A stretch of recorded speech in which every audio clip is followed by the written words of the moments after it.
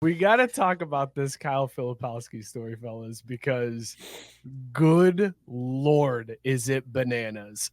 So Kyle Filipowski, he's the kid from Duke. He got drafted this week. He fell to the second round, and everybody was like shocked that he had slipped to the second round because he was supposed to be a first-round pick. They actually invited him to the draft, and here he is falling to the second round of the second day. So rumors started circulating that the reason why he fell was because of some internal thing that they found out about his girlfriend. Like there was something that teams were kind of pushing away from. And then his mom and his brother came on Twitter and revealed this whole story that Kyle Filipowski's girlfriend is like 5 years older than him, and that she started grooming him into the Mormon church when he was still in high school. She went to his prom as like a 25-year-old woman. She went to Kyle Filipowski's senior prom. She dated him all through Duke. She has severed a wedge. This is all according to his mom and his brother. She has severed a wedge between him and his family, basically cut him off from his family, and is like pushing him to be a Mormon. The mom was like, she had a plan from the time he was in high school to get a diamond ring on that finger before he left Duke.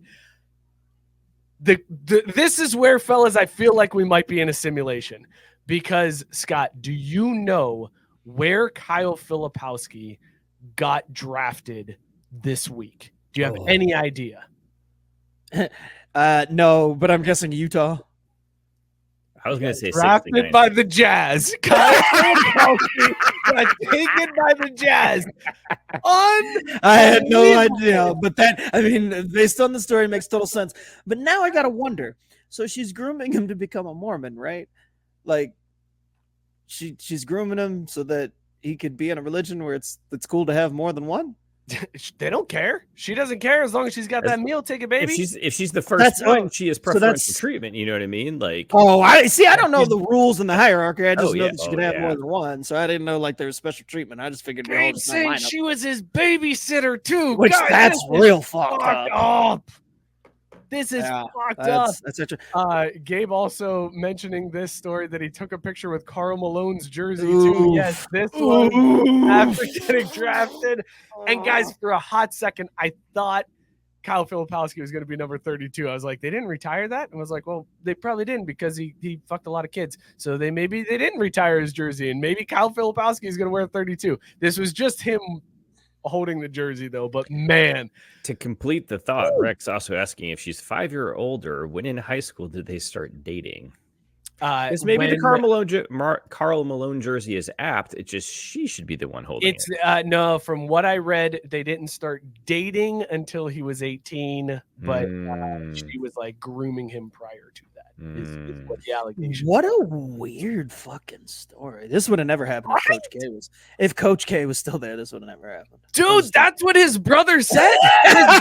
I'm only partially joking with that, but this shit wouldn't happen if Coach K was there. His brother came out and said, "You have no idea how bad Duke misses Coach K." He says that they reached out to the coaches and were like, "Can you help us with this situation?" And they all ignored it. All the coaches ignored it. They didn't care. All the coaches knew about this when he was at Duke, did nothing about it. The allegation, you don't want to screw up his game, right? Like, you got basketball games to win. As Scott pointed out earlier, as long as you win, that's all that matters. It's right. Dude, you're right. Yeah, I mean, that's, to Gabe's point, I did some independent research, and I'm looking and I'm like, I don't know, maybe grooming's not so bad here. I mean, you got to soak with someone, right? I was saying, I mean, if this chick came to me and said, "Hey, you should be Mormon," and I'm like, "Wait a minute, you think that I should be Mormon," which I'm not on board with, but it's you, and like I could have more wives. I'd read a pamphlet or two, right? Like, I wouldn't just close the door on the ideas. All I'm saying, like, they're like, you got to keep an open mind. That's